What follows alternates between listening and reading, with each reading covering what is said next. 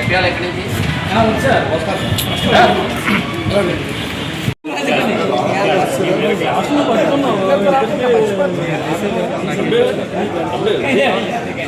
ఒక మంచి అవకాశం, ఎక్కువ ఎక్స్పెక్ట్ చేసుకునేటువంటి అంశం. విశాఖ వేదికగా రేపు ఎల్లుండి అవుతున్నాడు. చాలా కీలకమైనటువంటి 13, 14, 15 ఈ తేదీలు రాష్ట్ర భవిష్యత్తుని నిర్దేశించేటట్టుగా భారతదేశంలో ఆంధ్రప్రదేశ్కి ఒక సముచిత స్థానం ఉండాలి. 2036కి ఏ రకంగా ఉండాలి, 2047కి ఏ రకంగా ఉండాలి అనేటువంటి లక్ష్యంతో వెళ్తున్నటువంటి ఎన్డీఏ గవర్నమెంట్ ఏదైతే ఈ రాష్ట్రంలో చంద్రబాబు నాయుడు గారి నాయకత్వంలో ఉందో, గతంలో కూడా భాగస్వామ్య ఒప్పందాలతో అనేక సమ్మిట్స్ వైజాగ్ వేదిక జరిగింది, మీ అందరికీ తెలుసు. అది కూడా ఎన్డీఏ గవర్నమెంట్లోనే జరిగింది. వైకాపా పాలనలో ఎప్పుడు కూడా పెట్టుబడులు తీసుకురావాలి, రాష్ట్ర ఆర్థిక ప్రగతికి కానీ ఉపాధికి కానీ ఏ రోజు ఆలోచన చేసిన పాపాన పోలేదు. ఈరోజు ప్రపంచవ్యాప్తంగా దాదాపు 400 పెట్టుబడులు, 400 కంపెనీస్ ఎంఓయూస్ చేయబోతాయని మేము అంచనా వేస్తున్నాం. అనేక లక్షల కోట్ల పెట్టుబడులు మనకి రాష్ట్రానికి వస్తాయనేటువంటి భావంతో ఉంది. కేంద్రం కూడా దానికి పూర్తిగా సహకరిస్తుంది. అలాంటి ఒక బృహత్తర అవకాశం ఈరోజు విశాఖపట్నంలో భారతదేశంలోనే వైజాగ్ ఫోకస్ చేసిన గతంలో కూడా యోగాంధ్ర జరిగింది. ఇంటర్నేషనల్ యోగా డేకి వైజాగ్ వేదిక జరగడం, ప్రపంచానికి విశాఖపట్నం అంటే ఏమిటో చూపించాం. ఒక ఫైనాన్షియల్ క్యాపిటల్గా వైజాగ్ ఒక వేదికగా జరుగుతున్నటువంటి ఈ సదస్సు డెఫినెట్గా అనేక ఎంఓయూలు జరిగి ప్రపంచంలో దిగ్గజ సంస్థలన్నింటినీ కూడా ఆహ్వానించాం. వారిలో పెద్ద ఎత్తున పెట్టుబడులు వచ్చేటువంటి అవకాశానికి ఆ పరిస్థితులు కూడా ఈ రాష్ట్రంలో కలిగించాం. అనుకూలమైనటువంటి వాతావరణం ముఖ్యంగా ఈ రాష్ట్రంలో కలిగించాలనే ఉద్దేశంతో ఈరోజు ఒక సేఫ్టీ ప్లేసు, ఈ రాష్ట్రం ఒక సేఫెస్ట్ ఇన్వెస్టర్కి ఒక మంచి అనువైన వాతావరణం ఉంది, రండి అని చెప్పి ఒకవైపు ముఖ్యమంత్రి గారు పదే పదే అందరినీ విజ్ఞప్తులు చేస్తూ, ఆయన అనుభవం గతంలో కూడా హైదరాబాద్ ఏ రకంగా ఉమ్మడి రాష్ట్రంలో ఆ రోజు వేసినటువంటి అడుగులు ఈరోజు చూస్తూ ఉన్నాం. ఆ అభివృద్ధి ఆనవాళ్ళు విజన్ 2020 పేరు చేసిన నిర్ణయాలు హైదరాబాద్ ప్రగతికి, ఆర్థిక అభివృద్ధికి, తెలంగాణ ప్రభుత్వానికి వచ్చేటువంటి మెయిన్ సోర్సే హైదరాబాద్ నగరం. సో అలాంటి మహానగరాన్ని అమరావతిలో నిర్మాణమే కాకుండా డీసెంట్రలైజ్ చేస్తూ రాష్ట్రం అంతా కూడా అటు రాయలసీమ, కోస్తాంధ్ర, ఉత్తరాంధ్ర అన్ని ప్రాంతాలు కూడా అభివృద్ధి జరగాలని చెప్పి ఒక్కొక్క ప్రాంతాన్ని ఒక్కొక్క పరిశ్రమలకి అనువైన వాతావరణంగా అటు లాజిస్టిక్స్ కానీ, ఒకవైపు ఫార్మా కానీ, ఇండస్ట్రీ కానీ, ఐటీ కానీ, ఏఐ కానీ, ఒకవైపు డేటా సెంటర్స్ కానీ, ఇట్లా ఏవైతే మనకి ఎక్కువ ఉపాధి అవకాశాలను వాటన్నిటిపైన ఫోకస్ చేస్తున్నారు. అటు ఫుడ్ ప్రాసెసింగ్ కానీ, ఇట్లాంటివి అనేక అంశాలు మనం ఈరోజు చూస్తున్నాం. సో ఆ రకమైనటువంటి అడుగులు వేస్తున్నాం. మరి ఎక్కువ మంది రావాలి. వైజాగ్ వేదికగా జరుగుతున్నటువంటి సదస్సు రాష్ట్ర అభివృద్ధికి ఉపయోగపడుతుందని చెప్పి భావిస్తున్నాం. ఈ సందర్భంలో రాష్ట్రంలో ప్రతిపక్షం ఏం చేస్తుందో చూడండి ఒకసారి. అసలు ఇంతమంది పెట్టుబడిదారులు ఈ రాష్ట్రం వస్తుందంటే పెట్టుబడులు రాకూడదు ఈ రాష్ట్రానికి. వాళ్ళ ఆలోచన విధానం ఎక్కడ అభివృద్ధి జరగకూడదు. అభివృద్ధి జరిగితే ఇది రాష్ట్రానికి ఉపయోగపడుతుంది, రాష్ట్ర ప్రజలకు ఉపయోగపడుతుంది అనేటువంటి భావం కాకుండా ఇది తెలుగుదేశం పార్టీకో లేకపోతే ఎన్డీఏ ప్రభుత్వానికి ఉపయోగపడుతుంది అనే దురుద్దేశంతో ఈరోజు లేని అంశం ఏ రకంగా అసలు మెడికల్ కాలేజ్ అంశాన్ని ఒకటి తీసుకుని వచ్చి యాజిటేషన్స్ చేస్తున్నారు. ఒకవైపు పెట్టుబడుల సదస్సు అక్కడ జరుగుతూ ఉంది, ఇన్వెస్టర్స్ని ఒకవైపు మన రాష్ట్రం వైపు వస్తూ ఉంటే ఇక్కడ యాజిటేషన్స్ పిలిపివ్వడం, అది కూడా అసలు ఏమి అర్థం కాని సమస్య. అంటే ఏమి యాజిటేషన్ చేయాలని అర్థం కాక ఈరోజు మెడికల్ కాలేజీల గురించి మాట్లాడుతున్నారు. నిజంగా మెడికల్ కాలేజీలకి మేము చిత్తశుద్ధి ఉంటే అసలు ఋషికొండ ప్యాలెస్ కట్టిన డబ్బులతో ఒక కాలేజ్ అయిపోయింది. వృధా డబ్బులు చేసావు. ఆ రోజు ముఖ్యమంత్రిగా మీ పర్యటన అయితే 70 కోట్లు, ముఖ్యమంత్రి పర్యటనకి 70 కోట్లకు వచ్చాయి. ఈరోజు చంద్రబాబు నాయుడు గారు ఎప్పుడైనా విశాఖపట్నం వస్తే 25 లక్షలు వచ్చావు.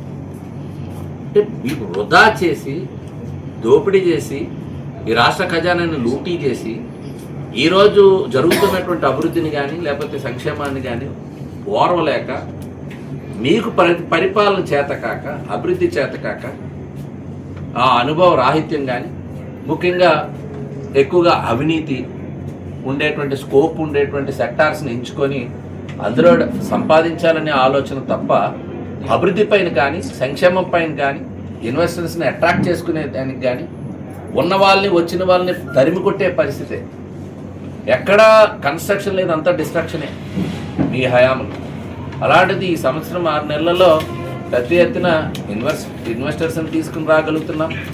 ఒకవైపు ఇలాంటి సదస్సులు జరిగేటప్పుడు మీరు చూసారు ఎంత ప్రమాదం అంటే, ఇది ప్రధానంగా మీరు అందరూ అబ్జర్వ్ చేయాల్సింది. ఈరోజు దేశంలో మొన్ననే ఢిల్లీ టెర్రరిస్ట్ అటాక్, దాన్ని ఏ రకంగా అర్థం చేసుకోవాలి? దేశంలో ఒక సేఫెస్ట్ వాతావరణం ఉన్నదంటే ఎవరైనా ప్రపంచంలో పెట్టుబడులు మన దగ్గరికి వస్తారు. అలాంటి పరిస్థితుల్లో అది టెర్రరిస్ట్ అటాక్, దాన్ని చాలా అందరూ కూడా ముక్తకంఠంతో దేశ ప్రజానికి, దేశంలో ఉండే ప్రతి ఒక్కరు కూడా దాన్ని ఖండించే పరిస్థితికి వచ్చారు. ఈరోజు దానికంటే ప్రమాదంగా ఉన్నారు ఈరోజు ఈ రాష్ట్రంలో ప్రతిపక్షం. దానికంటే ప్రమాదం ఈరోజు యాజిటేషన్ చేయడం వెనక ఉండేటువంటిది, ఇక్కడ ఎవరు రాకూడదు, అభివృద్ధి రాకూడదు, సంక్షేమం రాకూడదు. దీన్ని ఆ రకంగా ప్రజలందరూ ఆలోచించాలి, వారు తీరు మార్చుకోవాలి. మీరు ఇప్పటికే ప్రజలు మ్యాండేట్ ఇచ్చారు, వన్ సైడ్ మ్యాండేట్ ఇచ్చారు రాష్ట్ర ప్రజలు. మీరు ఈరోజు ఒక ప్రతిపక్ష పార్టీగా ఉన్నారు, మీరు మంచి సలహాలు ఇవ్వండి. ప్రభుత్వానికి ఏదైనా తప్పులుంటే దాన్ని ఎత్తి చూపండి తప్ప ఇలా పెట్టుబడులు వచ్చే సమయంలో ఆ పెట్టుబడులు రాకుండా ఆపితే ఆర్థిక అభివృద్ధికి, రాష్ట్రానికి ఎంతో అత్యంత అవసరమైనటువంటి కీలకమైనటువంటి ఈ సమావేశాలు జరగడం, ఇది పార్టీలకు అతీతంగా స్వాగతించాల్సినటువంటి అవసరాన్ని, బాధ్యతాయుతంగా ఉండేటువంటి ఆ పార్టీ ఎలా వ్యవహరిస్తున్నటువంటి ప్రజలందరూ కూడా గమనించాలి. ఈరోజు ఈ సదస్సు ద్వారా యువత ఎంతో ఆశలు పెట్టుకున్నారు. ఎక్కడో పక్క రాష్ట్రాలు, పక్క దేశాలకు వెళ్ళి ఉద్యోగాలకు మిగిలిన అవకాశాలు ఎత్తుకుంటూ పోయే వారికి మన రాష్ట్రంలోనే అంత పెద్ద ఎత్తున పెట్టుబడులు తీసుకురావాలి, వాళ్ళకి అనువైన వాతావరణం కలిగించాలనేటువంటి ఏదైతే ప్రభుత్వం చేస్తుందో దానికి సహకరించాల్సింది పోయి ఈరోజు దాన్ని ఏ రకంగా చెడగొట్టాలనే ఆలోచనతో భాగమే ఈ రకంగా అనిపిస్తుందని చెప్పి మీ అందరికీ తెలియజేస్తూ, ఒక సుందరమైన నగరం విశాఖ వచ్చిన ప్రతి ఒక్క పెట్టుబడిదారుడు తప్పనిసరిగా మనకి వాళ్ళందరూ కూడా మన రాష్ట్రానికి డెఫినెట్గా వాళ్ళు ఇన్వెస్ట్ చేయాలని, ఆ చేసినటువంటి దాంట్లో మనకి ఎక్కువ ఉపాధి ఒకవైపు అయితే ఆర్థికంగా కూడా రాష్ట్రానికి ఈరోజు ఒక పెద్ద వెసులుబాటు జరుగుతుంది, ఆదాయం సమకూరుతుంది. ఆ ఆదాయంతో ఒకవైపు అభివృద్ధి, ఒకవైపు సంక్షేమం, ఈ రెండు కూడా చేయటానికి అవకాశం ఉంటుంది. కాబట్టి ఆ భవిష్యత్ ఆలోచనతో వచ్చే 10 ఏళ్ళకో 20 ఏళ్ళకో 30 ఏళ్ళకో ఏ రకంగా ఎంత ఇన్ఫ్రాస్ట్రక్చర్ మీద ఖర్చు పెట్టాలి, ఎక్కడ డెవలప్మెంట్ అవుతుంది, స్కోప్ ఎక్కడుంది, ఇవన్నీ కూడా ఆ విజన్తో వెళ్తున్నటువంటి అడుగులు. సో అప్పటి వరకు మనం ప్రజలు శాశ్వతం, ఈ రాష్ట్రంలో ప్రజలు శాశ్వతం, ఈ రాష్ట్రం శాశ్వతం. సో అలాంటి శాశ్వతమైనటువంటి నిర్ణయాలు తీసుకునేటువంటి ప్రభుత్వానికి మీరు అవసరమైతే సూచనలు చేయండి, కానీ అభివృద్ధి నిరోధకులుగా ఈరోజు మీ పైన పర్మనెంట్ ముద్ర వేసే క్రమంలో మీరు చేసేటువంటి యాజిటేషన్స్ ఉన్నాయనేటువంటిది క్లియర్ కట్. ఎందుకంటే ఎంసీఏ పర్మిషన్స్ లేవు, ఊరికే ప్రచార ఆర్భాటాలుగా మీ మెడికల్ ఛార్జీలు ఉన్నాయనేటువంటిది అందరికీ తెలుసు. దాన్ని నిజంగా చిత్తశుద్ధి ఉంటే దానికి నిధులు కేటాయించి నిర్మాణాలు చేసి ఉండాల్సింది. అవేవి చేయకుండా ఈ తేదీలు తీసుకొని ఈ తేదీల్లోనే యాజిటేషన్స్ అనేటువంటివి ఇవ్వడం అనేటువంటిది అది పూర్తిగా కావాలని చేస్తున్నటువంటి కార్యక్రమాలుగా ప్రజలు గుర్తించాలని మీ ద్వారా కోరుతున్నాను. తెలుగుదేశం పార్టీ ఒక సంస్థాగత నిర్మాణం గురించి మీ అందరికీ తెలుసు. సంస్థాగత నిర్మాణంలో భాగంగా సభ్యత్వ నమోదు తర్వాత కమిటీల ఏర్పాటు అనేటువంటిది జరుగుతూ ఉంటుంది. గతంలో కూడా గ్రామ స్థాయి నుంచి గ్రామ కమిటీలు ఉండేవి. మన నగర వాతావరణంలో దాని స్థానంలో బూత్ కమిటీ ఉంటుంది. అక్కడి నుంచి వార్డు లెవెల్లో, గ్రామాల్లో అయితే మండల కమిటీ, ఆ తర్వాత జిల్లా స్థాయిలో జిల్లా కమిటీలు, తర్వాత రాష్ట్ర స్థాయిలో రాష్ట్ర కమిటీ. ఈ మెయిన్ కమిటీతో అనుబంధంగా అనుబంధ సంఘాలు, మహిళ, యువత, మైనారిటీ, ఎస్సీ, బీసీ, ఇట్లా అన్ని అనుబంధ సంఘాలు కూడా ఏర్పాటు కావడం, అది వార్డు స్థాయిలోను, అదేవిధంగా జిల్లా స్థాయిలో, అలాగే రాష్ట్ర స్థాయిలో కూడా ఉండడం, రాష్ట్ర స్థాయిలో పాలిట్ బ్యూరో అనేటువంటిది ఉండడం అనేది మీ అందరికీ తెలుసు. అయితే అదేవిధంగా ఇప్పుడు కొత్త విధానం, వీటితో పాటు బూత్కి కన్వీనరు, ఒక కో కన్వీనరు, అదేవిధంగా యూనిట్, ఒక 5 బూత్స్ కలిపి ఒక యూనిట్ పెట్టి ఆ యూనిట్కి కన్వీనరు, కో కన్వీనరు, అదేవిధంగా క్లస్టర్ అంటే ఒక 25 బూతులకి ఒక క్లస్టర్గా పెట్టుకొని ఆ క్లస్టర్ కన్వీనరు, మరలా కో కన్వీనర్.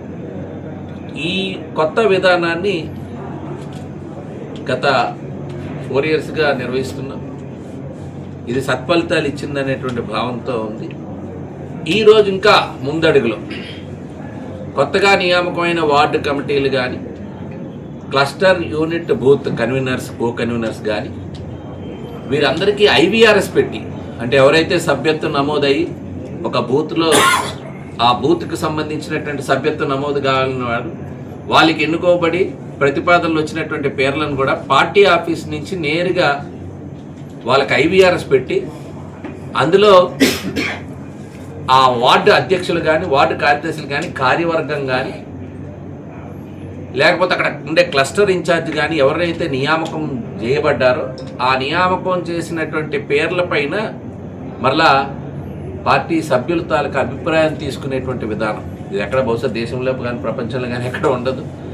సో ఆ రకంగా తీసుకొని ఎక్కడైనా నెగిటివ్ వస్తే, అంటే అందరూ పాజిటివ్ వచ్చినప్పుడు ఎంతమంది సభ్యులు ఆ నాయకత్వాన్ని సమర్థిస్తున్నారు, లేని పక్షంలో వాళ్ళ మార్పు చేసుకోమనేటువంటి ఇండికేషన్ కూడా ఇచ్చి ఈరోజు ఆ రకంగా ఎంపిక కాబడిన వారందరికీ కూడా ఈరోజు వాటితో ప్రమాణ స్వీకారాలు చేయిస్తున్నాం. ప్రస్తుతం వార్డు కమిటీలు, క్లస్టర్, బూత్, యూనిట్ కన్వీనర్స్, కో కన్వీనర్స్కి ఈరోజు ప్రమాణ స్వీకారం చేసి వారు విధుల్లోకి వెళ్ళడం అనేటువంటి కార్యక్రమాన్ని, ఆ అప్రూవ్డ్ లిస్ట్ని పార్టీ ఆఫీసు ఆమోదించబడినటువంటి ఆ లిస్ట్ని పంపించడం జరిగింది. ప్రతి నియోజకవర్గంలో 12, 13, 14 టైం ఇచ్చారు. ఈ 3 రోజుల్లో నిర్వహించమని. ఈరోజు మధ్యాహ్నం 3 గంటలకి ఈ ప్రమాణ స్వీకారోత్సవం జరుగుతుంది. మీరు కూడా దాన్ని కవర్ చేయాల్సిందిగా కోరుతున్నాను. ఈ సంవత్సరం కూడా ప్రతి సంవత్సరం లాగే సుబ్రహ్మణ్య స్వామి షష్ఠి విశేషంగా చేయడం జరుగుతుంది. మనకి ఇక్కడ సుబ్రహ్మణ్య స్వామి విశిష్టత ఏమిటంటే, పళనిలో ఎటువంటి సుబ్రహ్మణ్య స్వామి విగ్రహం ఉందో మనకి ఇక్కడ కూడా సేమ్ అదే స్వామివారిని ఇక్కడ పెట్టడం జరిగింది. అలాంటి విషయం ఈయన చాలా మహిమలు గల స్వామి. ఇక్కడ వచ్చిన భక్తులందరికీ కూడా ఎవరి కోరిక, ఏ కోరిక మీద అయితే వచ్చారో ధర్మబద్ధమైన కోరిక అందరికీ నెరవేరింది. అలాగే పిల్లలకు వివాహం కావాల్సిన వాళ్ళు వచ్చారు, వాళ్ళకి కోరికలు నెరవేరాయి. ఉద్యోగం కోసం వచ్చేవాళ్ళు, వాళ్ళకి కోరికలు నెరవేరాయి. సంతానం కోసం వచ్చేవాళ్ళు, వారికి కోరికలు నెరవేరాయి. కాబట్టి ఈ స్వామివారు ఎంతో మహిళల స్వామివారు కాబట్టి ఈ స్వామివారి దర్శనం చేసుకుని సుబ్రహ్మణ్య స్వామి షష్ఠి రోజున, అలాగే స్వామివారి కళ్యాణంలో పాల్గొని భక్తులందరూ స్వామివారి పాత్రలు కాగలరు.